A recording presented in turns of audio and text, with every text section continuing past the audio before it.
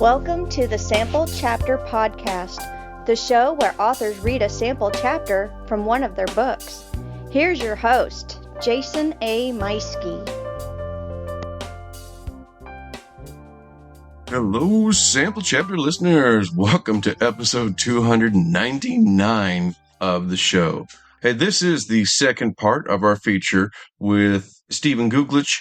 He joined the show last week for a fantastic conversation. We were discussing how the Veil Saga began, his background in writing, his belief in writing clean fiction, and world building such an immense fantasy world.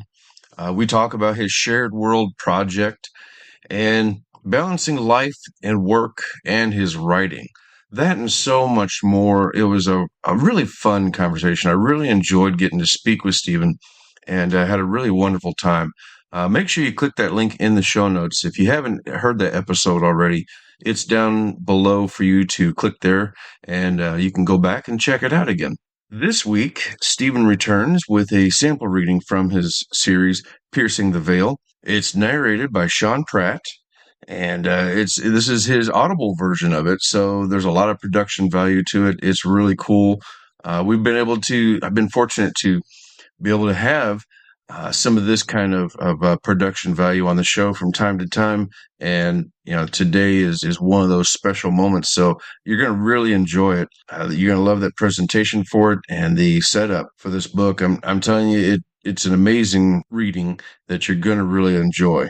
Obviously, you can check out the links also in the show notes, so you can click on there and go get the book for yourself. So I invite you to do that and click there for Stephen's website and other links to find out more about him. So I think you're going to be really happy to learn more about Stephen and begin to follow his career. So as for me, I am working hard on a couple of stories at one time. I did finish my short story for the upcoming anthology coming out this fall. I got that done, turned in the rough draft, and I've got some really great feedback on that so far from the group. So working on my edits with it, and that, of course, between that and then my conversation with Stephen, that kind of really fired me up. I've made some really great progress on my direwolf story, and even took an afternoon and went into the Bandit Chronicles prequel that I'm working on. Did a little work on that, did a little bit of editing, because like I said, that story, the prequel of Bandit, is mostly written. But I am filling it out a little bit more, adding some more details, adding some more adventure, filling it in. That's one of the benefits of doing a prequel after you've already written 3 books, is now you can go back and explain a few things and be like, oh yeah, I never did, I didn't explain this correctly before. Now I can set it up. And so that part's kind of fun, really, to get to go back and do that. And some of it's just kind of, as I think of it, I'm going back and doing it. I'm not in a huge hurry. Ironically, I'm not sure how soon I'm going to release Bandit, the prequel, but I don't know. It could be, in a perfect world, it'd be this summer, maybe in the fall. Gosh, wouldn't that be something if I wind up with 2 novels and a short story all coming out this fall? That might be a little overboard. a lot to deal with, but we'll see, because I'm also got I have several shows that I'm working on, a couple for this summer, and then a big one that I'm looking at in October, which I will tell you more about that as it gets closer. Meanwhile, I'm also working on some special things for the upcoming episode 300, and I'll probably going to be taking a week away to work on that some more before that episode comes out, because it's going to take some work getting it all together. But yeah, I'm looking forward to it. Episode 300 will be a big episode. I'll still try and keep it short and digestible so that way you can enjoy it, but I want to make it entertaining. So if it does run a little longer than what they've been for the last 2 years, it'll be something that you enjoy. Hey, speaking of, if you are a previous guest and you're listening to this episode and you'd like to participate, I do have ways you can do that. So reach out to me at the show email, samplechapterpodcast@gmail.com, and let me know that you're interested in participating. You're going to want to do that by the first full week. Let's see here. This episode drops on the 28th. So you need to reach out to me by let's say May 8th is the cutoff. Anything after that, I may not be able to use it. So let me know right away that you're interested, and I'll tell you what I would need. Anyway, all right. Well, hey, how about we go ahead and hop on over to that wonderful sample reading narrated by Sean Pratt, and it's "Piercing the Veil" by our guest Stephen Guglich.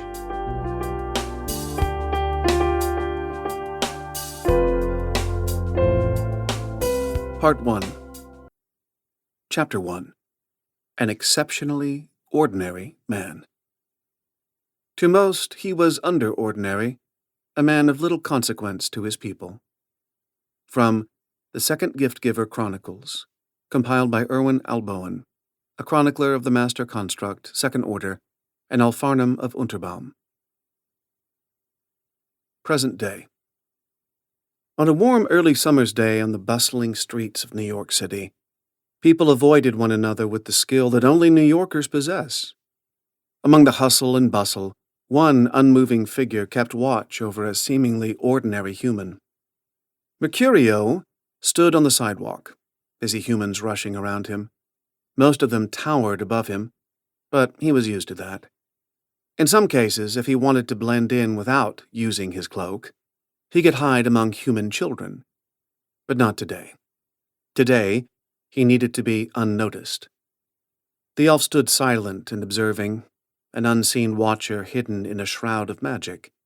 The familiar energy of his veil cloak surged over his body. The surrounding magic united with his aura and weaved the light around him, making the armor-clad elf invisible to the humans that passed him by. They were completely unaware of his presence, yet they avoided contact with him as if they knew he was there. The cloak's secondary enchantment acted as a deflector, repelling the humans at a subconscious level, causing them to move around him like a river flowing around a large rock. With humans darting all around him, the elf's eyes focused on his target, a young male sitting on a bench, reading a book. He'd observed this human for weeks and was convinced that this one was indeed worthy of the calling. This ordinary, plump, 28-year-old man appeared average by most human standards, perhaps even below average. Jeremy Goodson wore eyeglasses.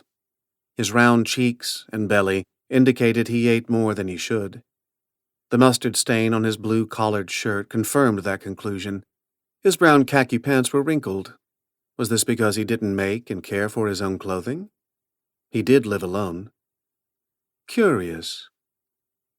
He didn't remind Mercurio of the other humans he'd met. To his credit, Mercurio had only met a few. Nevertheless, this one was remarkably ordinary. Even his aura, now radiating a steady blue with thinner bands of gold and pink, seemed ordinary. As Jeremy turned the page of his book, the pink in his aura spiked. He seemed to enjoy whatever it was he was reading. Could Jeremy Goodson possibly do what Mercurio wanted him to do? Perhaps, with the proper guidance. In his observations, Mercurio learned Jeremy had lived in New York City all his life. The skills he possessed led him into the odd profession of teaching children who have been promoted to the 4th grade. That was a strange concept. Human children were, for the most part, not taught by their parents. They were sent to schools to be taught by people like Jeremy. Yet, this was where the seemingly unremarkable man showed the remarkable. By human standards, he was an excellent teacher, adored by his students. Mercurio had watched him at work all day. Today, Jeremy and his students celebrated. The children had been promoted to grade 5. Despite the celebration, there was much crying because the children wouldn't see their teacher again. Jeremy himself seemed saddened by this. When all the children left the school, Jeremy did too. Mercurio followed him, as he had done every day for the past 2 weeks. Jeremy sat on one end of the bench at the bus shelter, slouched forward, reading a book. Next to Jeremy sat an older human. His aura was a steady blue and green with splotches of black. Mercurio wondered if the man knew of the cancer that was slowly destroying his body. Sitting to the elderly man's right was a young woman in her 20s. She brushed her brown hair to the side to adjust the earbud that played music from the device hidden in her purse. Her aura pulsed green and blue with radiating bands of orange. Standing to her right was a family, the couple engaged in banter about what they were going to have for dinner. Their 2 daughters stood quietly, eyes fixed on Jeremy, their auras an intense orange and pink with much smaller bands of blue and green. Both smiled and waved at Jeremy. Mercurio tensed with anticipation, and a grin grew on his ordinarily stoic face. As many times as he saw Jeremy subconsciously do this, it astonished him. Jeremy glimpsed the 2 children. His aura intensified as his smile broadened, giving way to the orange and pink to radiate brighter than the blue. Mercurio watched as the magical energy around Jeremy and the 2 children swirled together. The magic from Jeremy coaxed their swirling energies toward him. The older child walked over, greeting him without reservation. "He doesn't even know he's doing this," Mercurio thought, shaking his head. Jeremy put aside his book and sat up. He nodded and said hello to her and then to her younger sister. The younger sister smiled and waved at Jeremy. He smiled and waved back at her. The mother noticed the interaction, and the yellow in her aura quickly faded, replaced by a spike of red. She smiled at Jeremy and apologized as she rushed over to her daughters, grabbed them by their hands, and nodded. Jeremy smiled back and went back to reading his book. Fascinating, he thought. No matter how many times Mercurio saw Jeremy unconsciously change the flow of magic, it amazed him. This was rare among humans. They all walked through a sea of magical energy every day, oblivious to its presence and power. But now and then, there were the anomalies, humans who were sensitive to magic. Throughout history, there had been several who felt it but couldn't see it. They knew something was there, something powerful that they couldn't explain. And when they tried to discover it, tried to harness it, most of them went mad. New York seemed to have more occurrences of magic-sensitive humans than anywhere else in the world. Elven mages and Alfarnham chroniclers had tried to explain why. But like the human anomalies, New York City itself had a much higher concentration of magical energy than it should have. This was a mystery they couldn't explain.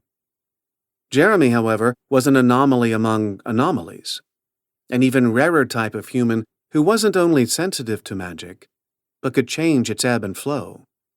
He couldn't manipulate it as an elf or Alfarnham could, though among humans it was a formidable ability that could one day get Jeremy killed or drive him mad.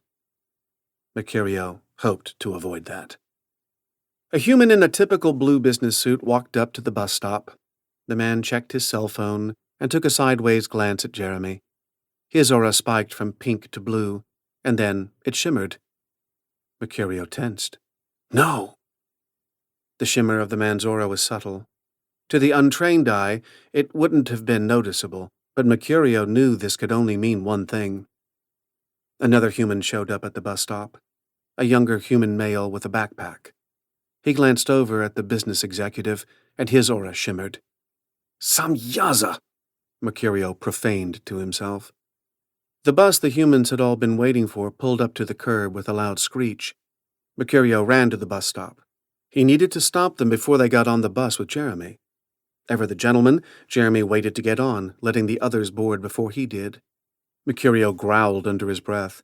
Harnessing magic to increase his speed, he leapt onto the roof of the bus as it pulled away, his veil cloak silencing the sound of the impact. Who are these 2? Goblins? Alfarnham? He thought.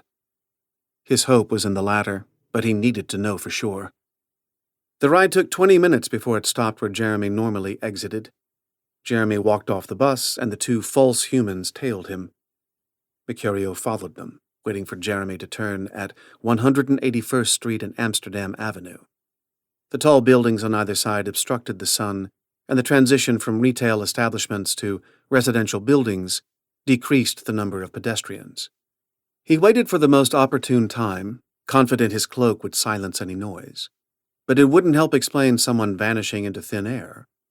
He pounced on the false human wearing the backpack, wrapping him with the field of his veil cloak. Mercurio tumbled with him to a space between two parked cars. He straddled the stranger and held his dagger to his heart.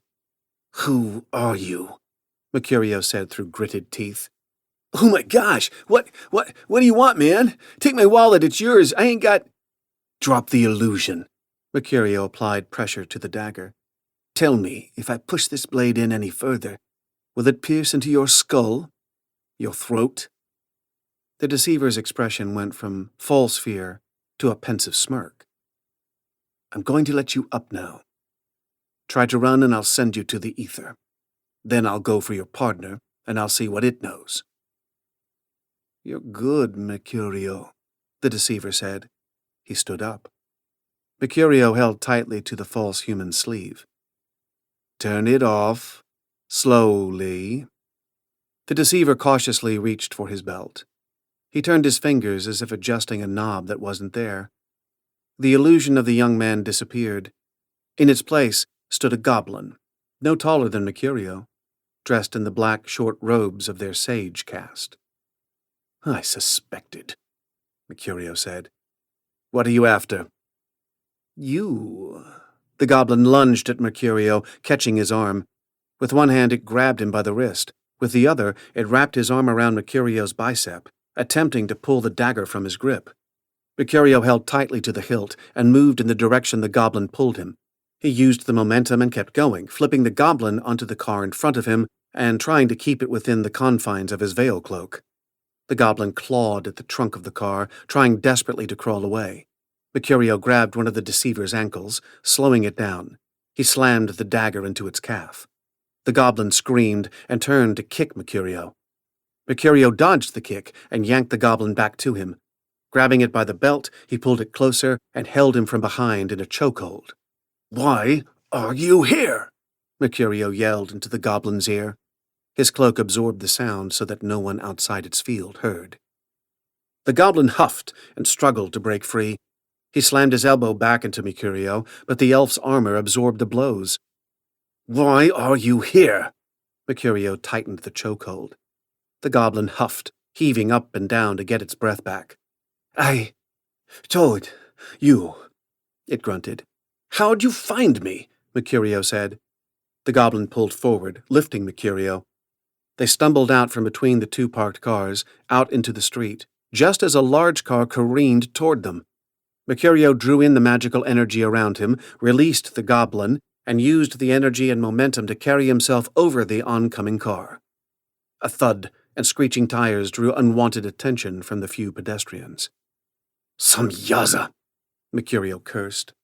He darted to the goblin. It'd been hit by the car, but it still lived. Mercurio pulled his veil cloak around them both and thrust his dagger into the goblin's side, sliding it past its ribs and piercing its heart. He pushed harder, twisted, and then removed the knife. The goblin gasped again, clutching Mercurio's arm. Life left it, and his body decayed into a swarm of golden particles, disappearing into the ether. Mercurio scooped up the goblin's clothing and gear, rolling out of the way as the driver came around the side. Seeing the smashed headlight with the pool of dark, reddish-green blood on the street, the man yelled, "Ha! Dios mío!" He brought his hands up to his face. How the humans would explain that, Mercurio didn't know. But he couldn't care about that right now.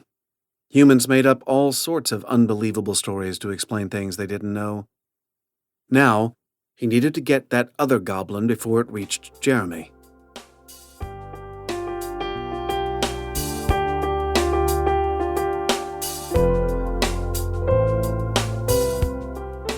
And there you are, everyone. That was Stephen Guglich's first book in his series, Piercing the Veil. That is a wonderful story. I'm picking it up myself, and I can't wait to leave a review for it.